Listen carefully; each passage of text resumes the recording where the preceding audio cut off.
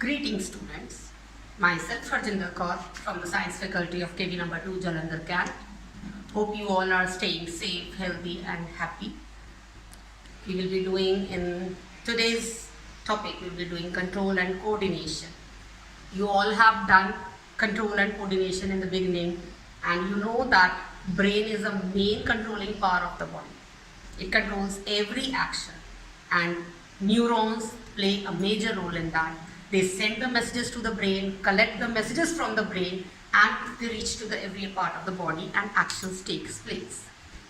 But still, there are a lot of shortcomings in this coordinating system by nervous system, by neurons.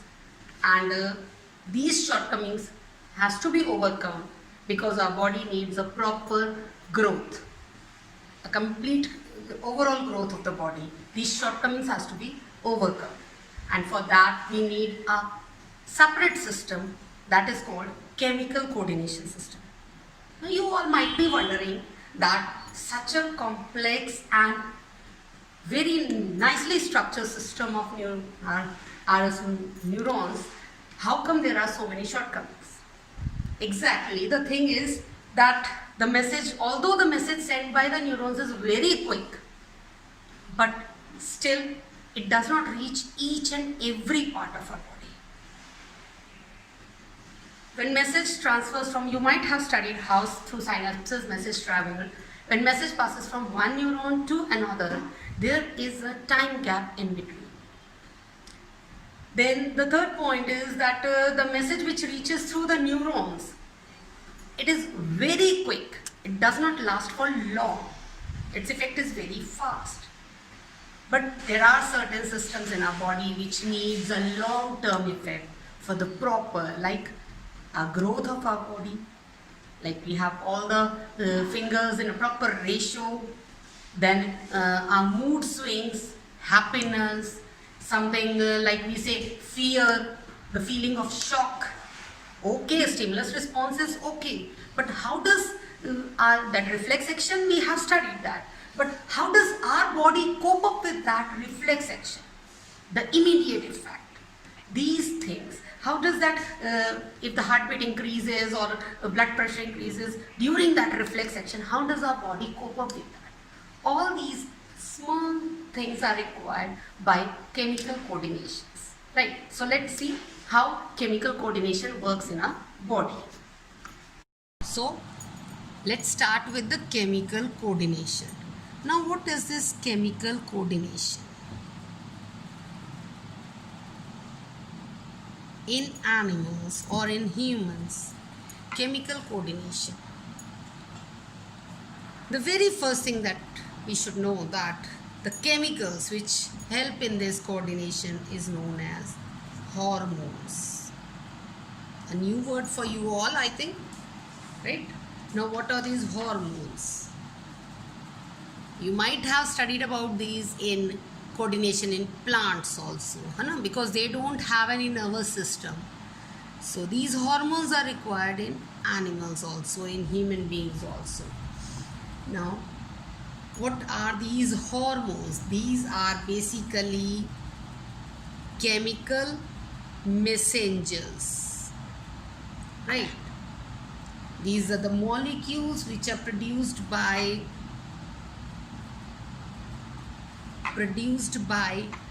ductless glands, right? And these are translocated by circulatory system.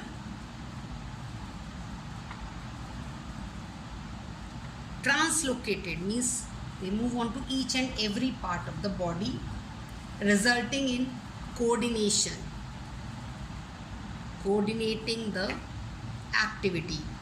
The very first thing, I think you all understand what does a coordinating means. Coordinating means that the work should go on smoothly, right? Each and every part should work simultaneously. That is called coordination, right? Now, one more important thing. Do you know which was the first hormone that was discovered. That first hormone was discovered in 1902 was secretin. Secretin. It was discovered by Bayliss and Starling, and Starling was the scientist who coined this term hormone, who named these chemicals as hormones in 1905. Right. Now, I have started with ductless glands. You all know what are glands. You have studied about salivary glands. They secrete saliva for the digestion of starch in our mouth. Then you studied about liver, which secretes bile. Right. So, what are these ductless glands? There are two types of glands. One is endocrine glands, and the other is exocrine glands. Now, basically, before we tell you the difference, we discuss about these differences, let me just tell what are glands. How do you define these glands? These are sometimes cell or tissue or organ that produces a secretion, a juicy type liquid, which performing a particular function, only a particular function, right? Like sweat glands only produce sweat. Salivary glands produce saliva for digestion of starch only, right? Similarly, milk glands, gastric glands, we have studied in our earlier chapters, we have studied about that, right? Now let's see what are endocrine and exocrine glands. Why they are classified into two? So one is endocrine glands and the other is exocrine glands. Endocrine means within. Secrete within. Basically, endon means within and crine means secrete, to secrete. Whereas exo means outside and crine means to secrete.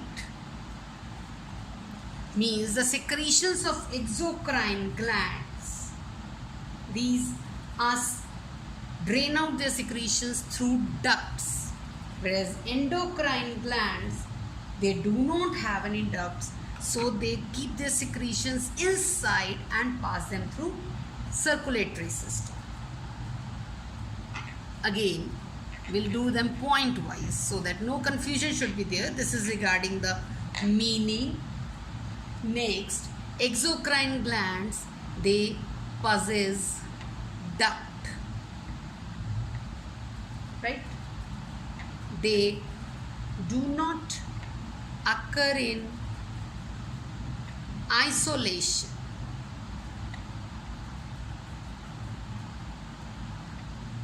Thirdly, they pour their secretions directly over the target. You can very well understand this. Salivary gland is present in the buccal cavity, right? And saliva is used in the mouth only. It doesn't go anywhere else. The target site is not anywhere else, right? Target site is adjacent to gland. Target site is adjacent or near to gland. Now what is this target site? It is the area where the secretion has to act, right? The secretions of the exocrine glands, they may contains maybe enzymes, mucus, excretory substance. Can you name any excretory substance? Sweat, right? Enzymes, example of enzymes, salivary gland, salivary amylase it produces, right now? Lubricants. Now if we compare with the endocrine system, endocrine glands, they are ductless, means they do not need any ducts to pour their secretions. That means their secretions are poured directly into the circulatory system.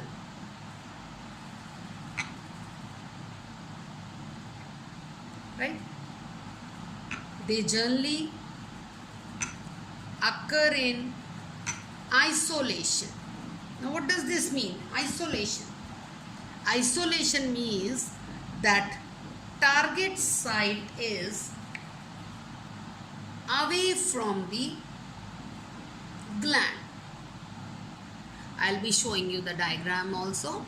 Like gland is present somewhere else in the body, and the hormone which it secretes, it acts somewhere else. You have studied a little amount of it in class 8th also. You know thyroid gland and all these. No? So we know the position of the glands is different, whereas the target site, action of the glands is different. Now what are the secretions? Their secretions are generally, the endocrine glands, they secrete hormones only. Hormones, or we can say another name for hormones, informational molecules. Right? Now, something, little more things, that there are certain type of glands. You might be having a curiosity regarding pancreas and others. So there are certain glands which are called heterocrine glands. Now what are these heterocrine glands? Means they have both endocrine function as well as exocrine function. Right? Example is pancreas. You have studied pancreas in digestive system, secreting digestive juices, pancreatic juices, and you will be studying pancreas in endocrine system, secreting insulin, a hormone. Insulin is translocated through circulatory system. So this is the exocrine part and this is the endocrine part. So pancreas are heterocrine glands. We can say this is the exocrine part and this is the endocrine function of pancreas. There are mixed organs also.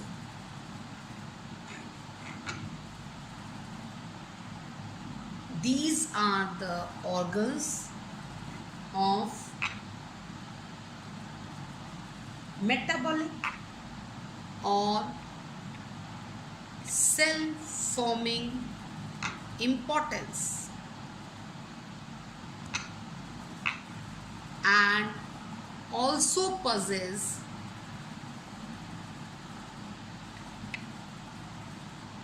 endocrine activity. A bit confusing definition, but you will be very, very easily able to get through example. You know about testes, ovaries, right? They are organs, but they produce hormones also, testosterone and estrogens. So this is the basic different types of glands present in the body. Why do we need different glands? Endocrine gland. Our main topic that we have to study is endocrine glands, because hormones in animals are produced from the endocrine glands only. Now regarding this little bit terminology also, yeah, some characteristics of hormones also that we should know, that hormones are basically secretions. These are produced by endocrine glands, right? They have their specific target site, right? They act as chemical messengers.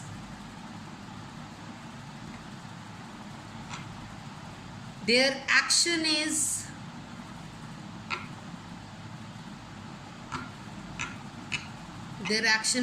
slow. Why slow? Because they have to move through blood, right? Chemically, what will be the nature of the hormones? Chemically, hormones are proteins, peptides, amino acids, steroids. Hormones are non-nutrient, means they have nothing to do with your energy level. Like fats and carbohydrates are nutrients, na? They provide us energy, but hormones are generally non-nutrient, right? They are required in very low concentration. We don't need large amounts of, like we take too much of food to get energy, right? But we don't need hormones in large quantity. Very small quantity is required. These are very specific in action. They are produced in response to stimuli only. You all know what is stimuli. Remember, in reflex action we act through stimuli, no? Then while consuming, when they enter the bloodstream, they are consumed by breaking down when they reach the target cells. And the most important thing, I think I should make an arrow in that either deficiency or excess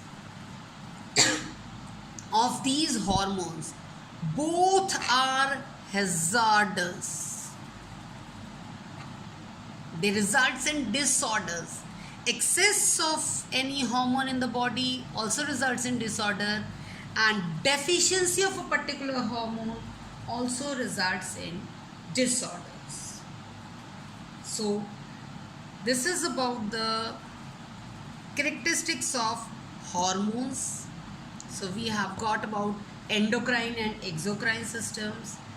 We are able to know why we need that endocrine system, because nervous system, the effect of nervous system is of very short duration. It does not reach us to each and every part of the body, and it cannot pass continuously. To overcome these shortcomings, we need the endocrine system. and that branch of science which studies with these endocrine system and hormones and all these chemicals, it is known as endocrinology, right? So let's see about what are the components of human endocrine system. So now let's see the components of the endocrine system. The glands which are present in human endocrine system are pituitary glands. Just look at the location here. Then the pineal gland, it is present here in the brain. Then thyroid gland, we are very much aware about this, near the throat. Parathyroid glands adjoining the thyroid gland. Then thymus, here it is present. Adrenal glands, a pair of adrenal glands above the kidneys. Pancreas, we all know about, we have studied about this in our digestive system also. And then gonads. Gonads are two types, testes and ovaries. Testes are present in the males and ovaries in females. Now let us study about them one by one, how they function. The very first is hypothalamus. It is located below the thalamus and just above the brain stream. Just see, here hypothalamus is present. It secretes neurohormones. Basically, it secretes neurohormones, and the function of these neurohormones is to regulate the synthesis and secretion of pituitary hormones. We will see further that pituitary gland releases so many hormones. So hypothalamus helps in that. It produces releasing hormones and inhibiting hormones, right? Now, hypothalamus releases hypophysiotropic hormones like thyrotropin releasing hormone, corticotropin releasing hormones, gonadotropin releasing hormones, growth hormone inhibiting hormones. Inhibiting means we stop the growth. Prolactin releasing factor and prolactin inhibiting factor. Means we can say that it controls the release of various other hormones.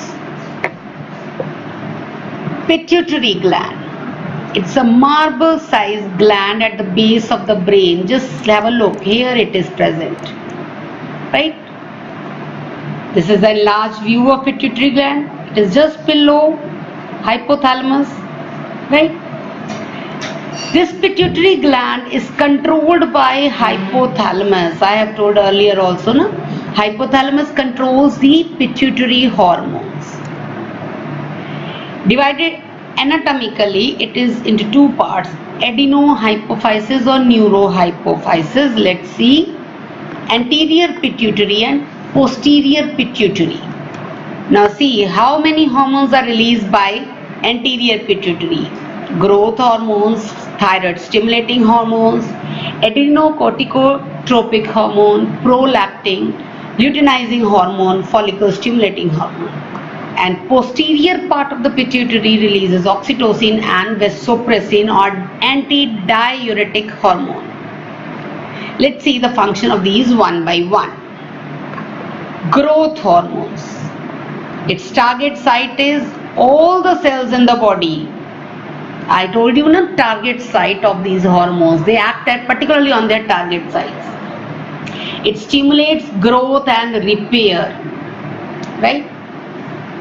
If it is released in excess, means if growth hormone is released, secreted more than it results in gigantism. You can take the example of Khali also. Very much you all are aware about him, right? Giant. And the low secretion of these hormones results in dwarfism. Dwarfism means the height is about 1 meter only, right? Thyroid stimulating hormone. Its target site is thyroid. Now just see, it is secreted from pituitary. It's a pituitary hormone, but target site is thyroid. It stimulates the thyroid gland to secrete T4, T3. What are T3, T4? We will be studying in thyroid. It regulates the body's metabolic activities. All metabolic activities should be properly coordinated, and that depends upon thyroid. ACTH, adrenocorticotropic hormone. I'm again repeating, adreno, C से corticotropic hormone. Its target site is adrenals. It stimulates adrenal gland to produce glucocorticoids. Right? Prolactin releasing hormone. Its target site is breast. It stimulates the growth of mammary glands and formation of milk. Luteinizing hormones. Its target site is, in men it is an act on testes, and women it acts on ovaries. Luteinizing hormones and follicle stimulating hormone, these are called gonadotropins as they stimulate the gonadal activities. This luteinizing hormone, it stimulates the synthesis and secretion of androgens from the testes and stimulate the ovaries to produce estrogen and progesterone. Follicle stimulating hormone. Now they are produced by pituitary, but they act on the ovaries. It stimulates the growth and development of ovarian follicles in female. Then MSH, it acts on melanocytes in the skin. It stimulates the contraction of it stimulates the production and release of melanin, which regulates pigmentation of the skin, the color of our skin. It depends upon this MSH. Then oxytocin. Oxytocin released by pituitary but acts on uterus and breast. It stimulates the contraction of uterus at the time of childbirth and milk ejection from the mammary glands. Antidiuretic hormone or vasopressin. They act on kidneys. They stimulate reabsorption of water and electrolytes by the distal tubules and reduces loss of water through urine. So these are the role of pituitary hormones. Next, move on to the pineal gland. As the name represents, a very small, about the size of the grain of rice, present in humans. You can see this is pineal gland, right? Pineal gland is a reddish grey gland. It's located on the dorsal side of the forebrain, and hormone releases is melatonin. It affects see how small it is, but its function is it affects the modulation of sleep pattern in a circadian rhythm and seasonal functions. It helps in maintaining the body temperature. We all know our body temperature is very much important. No?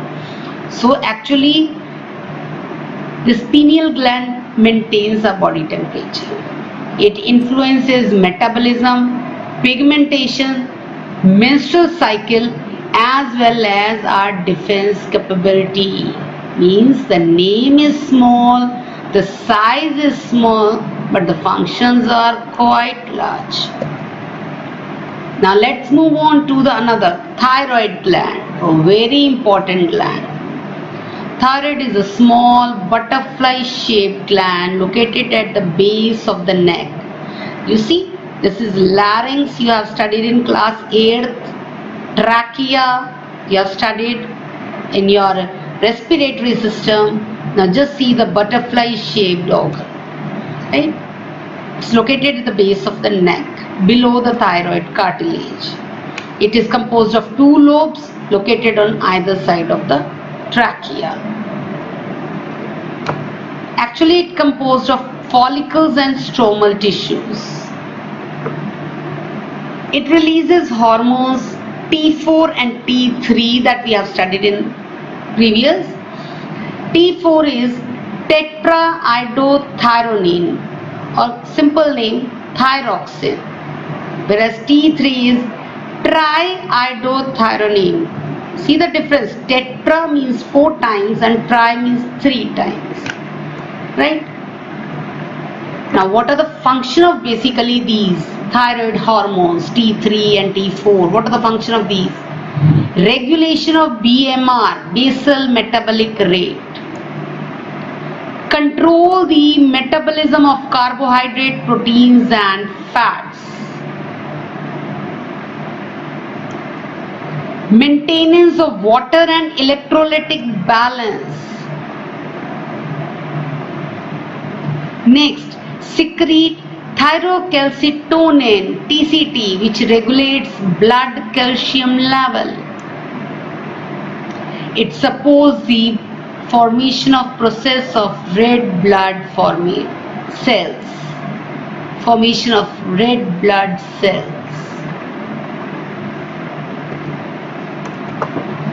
Again, excess of thyroxine and less thyroxine production, both are creating disorders. Hypothyroidism. Hypothyroidism, it's a condition characterized by low thyroid hormone production. If the thyroid hormone production is less, it results in hypothyroidism. You can see what happens to this child, or in men. Hyperthyroidism, it's a condition in which gland produces or secretes excessive amount of thyroid, means T3 and T4 are in large amount, so hyperthyroidism. You see, very easily visible. Next comes, now before we go to this, and now the deficiency of this thyroid hormones, it is controlled by, you all know, iodine, and which we use in iodized salts, right? So that this minimum amount can be maintained in our body. Our next gland is parathyroid gland. Parathyroid glands are two pairs of parathyroid glands. They are located behind the wings of thyroid glands. Means if this is thyroid gland, parathyroid are behind that. It secretes a peptide hormone. I told you, no, hormones may be peptides or steroids. So peptide hormones called parathyroid hormone, PTH.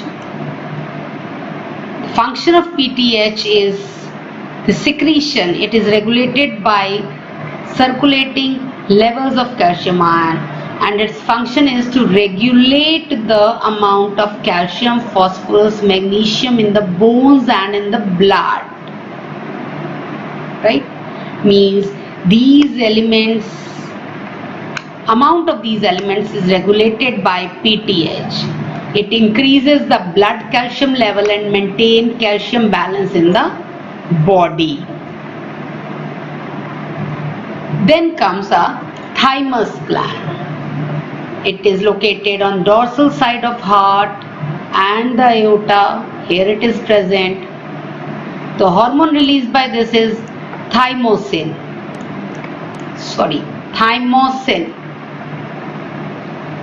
Now what is its function?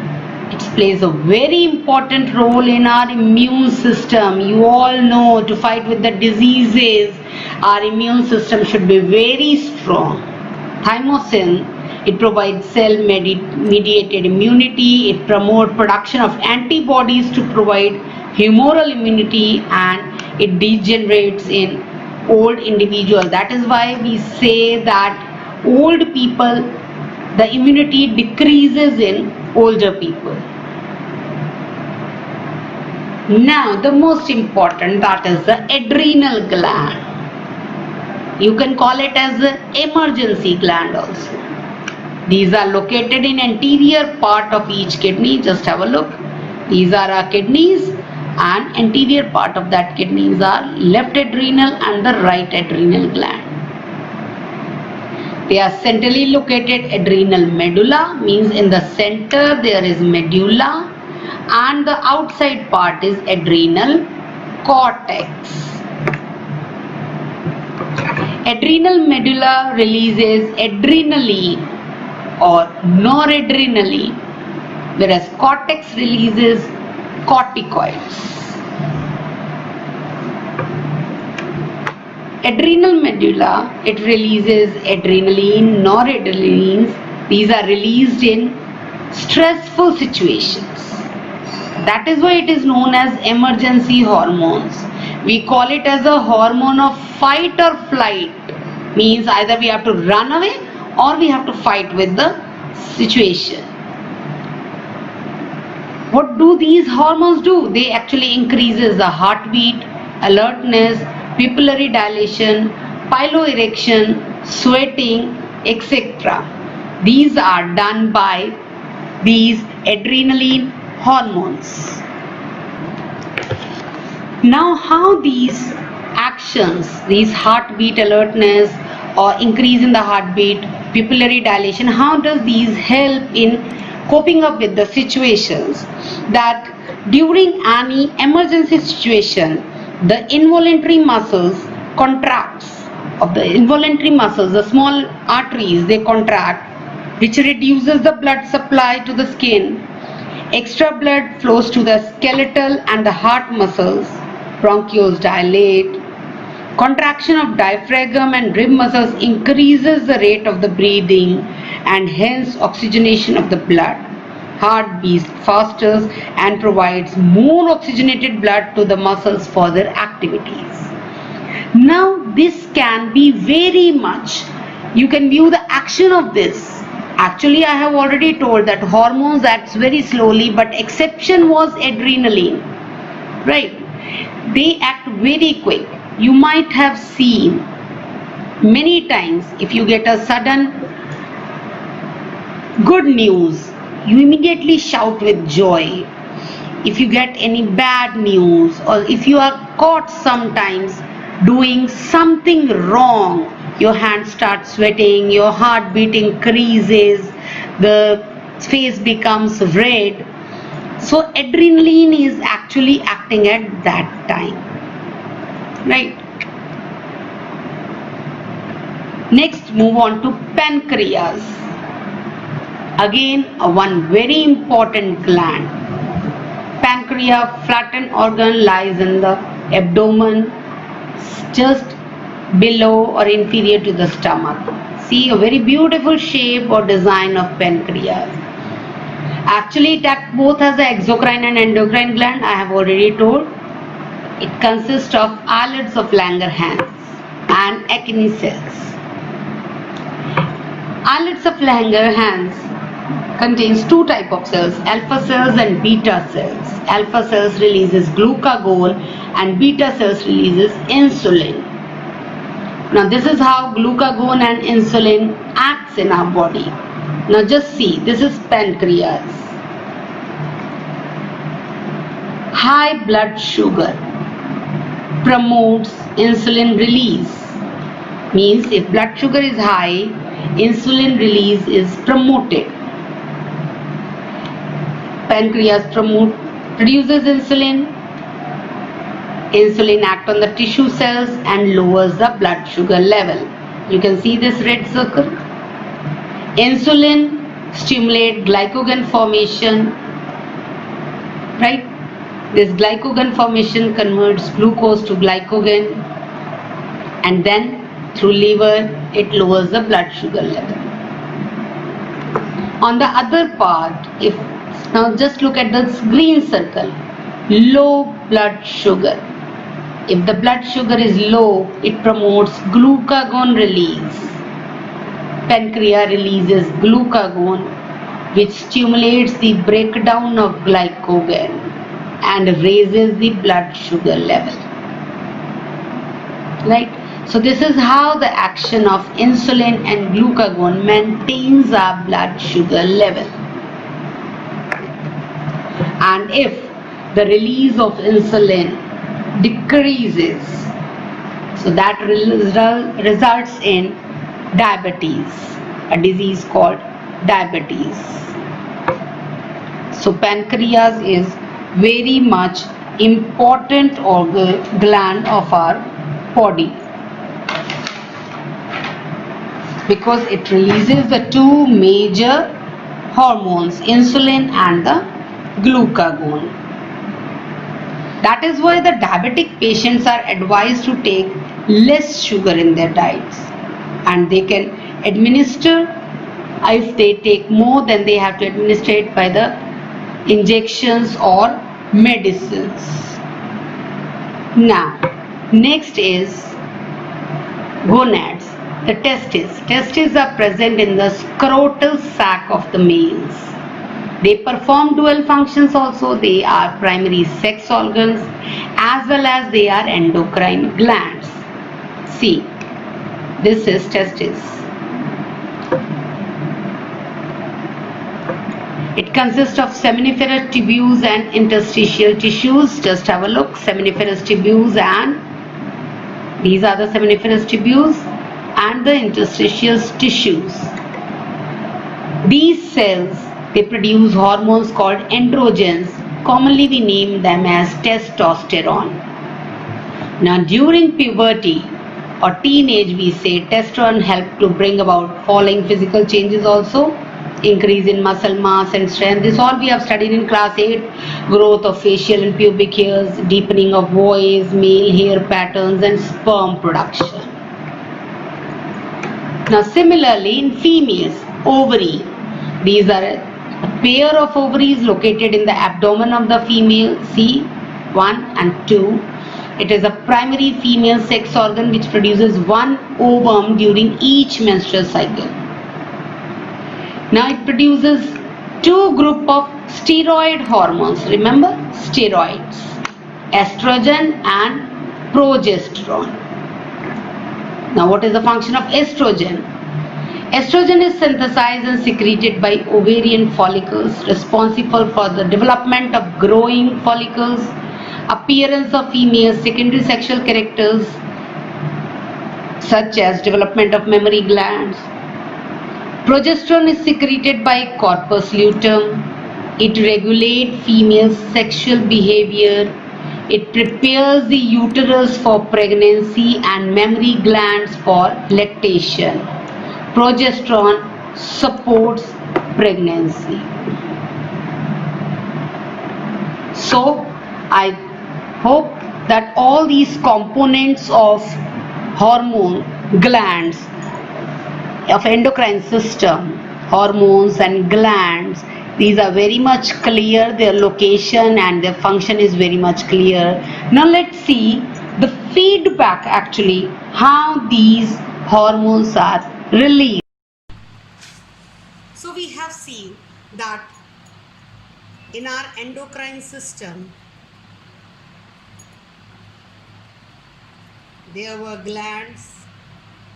The gland releases hormones and the hormones act on target site.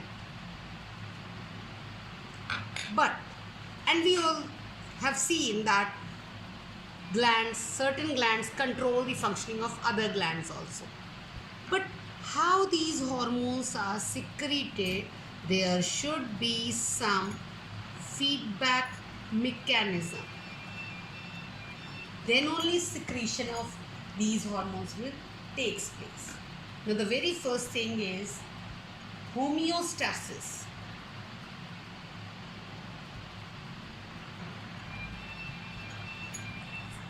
What is this homeostasis? It is actually maintenance of favorable internal environment. That means if the environment in the body is favorable, inside the body is favorable, then the hormones will be released. Now this environment is maintained by actually feedback system. Now what is this feedback system? Whenever we go somewhere in any camp or somewhere, we used to give our feedback, no? So this is actually the mechanism in which certain level of substance promotes or inhibits. Means this helps in promotes and inhibits. Means whether the hormone should be released or not. We can take the example of a thyroids. Right. Now see, if thyroxine, it is produced by thyroid glands. Right. Now if concentration of this thyroxine, we can say that if concentration of thyroxine in blood, now who detect this? Remember, we have just seen that it is detected by hypothalamus, right? Now if this concentration is low, what will happen? Hypothalamus will give TSH, RH, thyroid stimulating hormone, releasing hormone, right?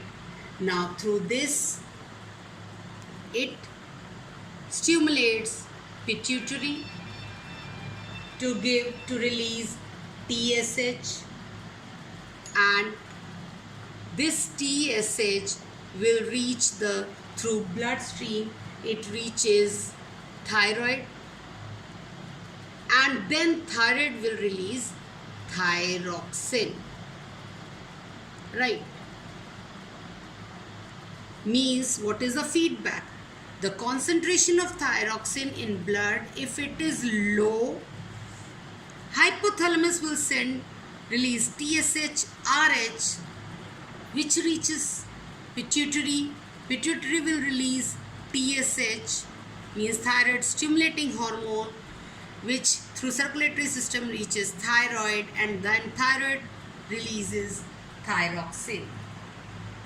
Now on the other hand, if I say, if this concentration becomes high, then what happens? Hypothalamus will stop producing TSH, RH. Means hypothalamus is not going to produce this. This will stop.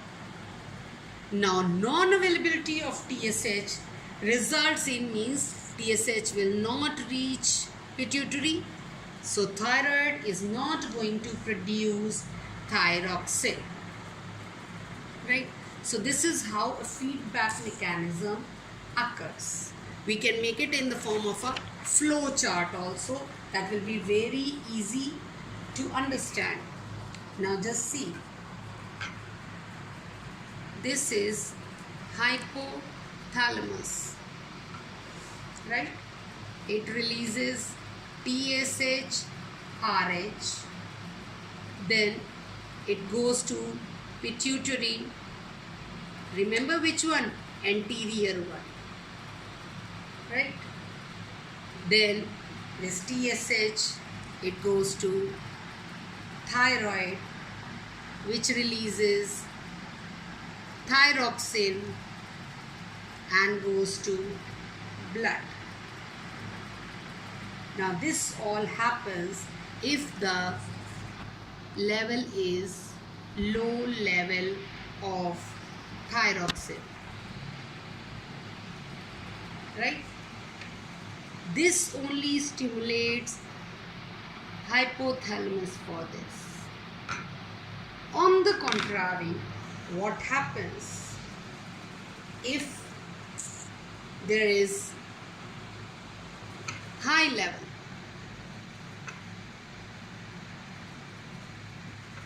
level of thyroxine? Then hypothalamus is not stimulated, it inhibits hypothalamus to produce TSHRH. Means what happens? No thyroid stimulating hormone releasing hormones, means pituitary will get no TSH, so thyroid will produce no thyroxine. So in blood thyroxine will be maintained like this. So this is how a feedback mechanism occurs. We can take the example of insulin also, like metabolites. We have just seen metabolites in the presentation. We have seen metabolites. Now hormone secretion is controlled by this metabolites. What happens? Presence of excess glucose, if it is present in blood, right, it stimulates what?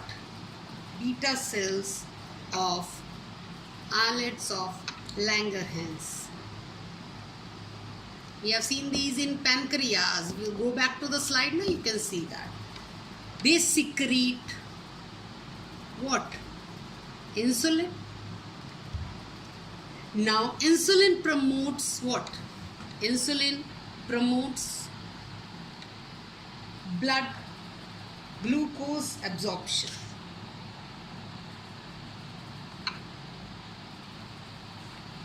Absorption of glucose by the cells. Insulin actually promotes glucose absorptions by the cells and absorption of formation of glycogen in liver and muscles. It promotes and then it also enhances the absorption and formation of glycogen in liver and muscles. Now what happens? Because of these two factors, glucose level in blood reduces. So secretion of insulin also reduces. Means actual the feedback is given, then only the hormones or the glands are stimulated to produce particular hormones so that they can act on the target sites. So dear students, hope you all have understood the concept of chemical coordination, endocrine system in our body, the glands, the components and the hormones that they produce. Now there is a small assignment, not to just to make you tense, it is just to check you yourself can review how much you are able to get through this topic. Thank you, all the best, stay safe and stay healthy.